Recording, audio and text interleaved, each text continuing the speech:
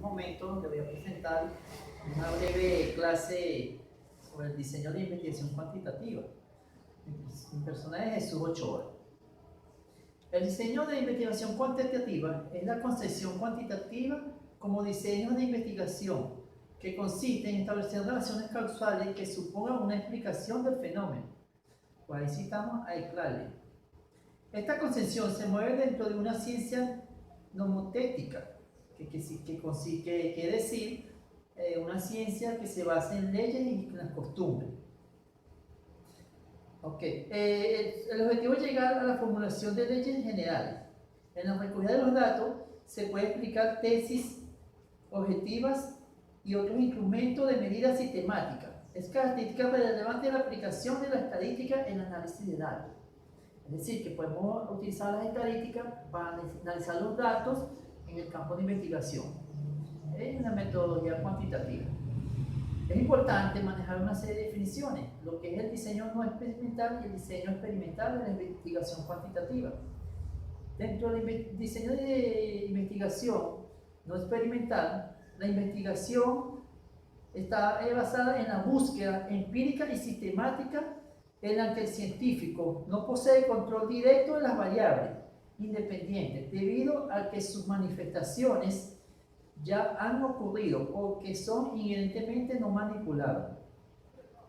Lo que hacemos en la investigación no experimental es observar fenómenos tal y como se dan en su contexto natural, para después analizarlos. Sin embargo, en la investigación cuantitativa experimental, de diseño experimental, la investigación o el investigador tiene control de la variable independiente o variable estímulo, también denominada, se denomina también variable estímulo, al cual puede hacer variar en forma que pueda ser más apropiada para su objetivo. Es decir, que el investigador puede manipular o tiene un control sobre la variable independiente. ¿Qué características presentan este tipo de diseño, este tipo de método de investigación cuantitativa? Bueno, en el diseño no experimental, la investigación es una investigación sistemática y empírica en la que las variables independientes se manipulan porque ya han sucedido, no se manipulan porque ya han sucedido, ya han ocurrido. Hace referencia a la vida real. Las inferencias sobre las relaciones entre variables se realizan la intervención o influencia directa y dichas relaciones se observan tal y como se han ocurrido en su contexto natural. La investigación no experimental también presenta la siguiente característica, que también es conocida como investigación post facto, que significa después de ocurridos los hechos. En la investigación o diseño experimental, el investigador controla o tiene un máximo control de la variable independiente o la variable estímulo. Es decir, variable estímulo que es posible estimular el comportamiento de la variable independiente. Lo que se supone la manipulación de la variable en el máximo control de la misma, en el campo laboral o en el laboratorio, en el campo de trabajo o de investigación o en el laboratorio. Muy bien.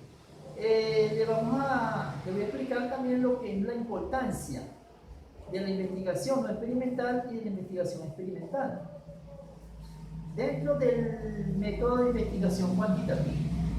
La diseño de investigación no experimental es este diseño de investigación posee el control directo con la variable y es casi que imposible manipularla, sino que se observa tal y cual como se presenta en el campo de investigación.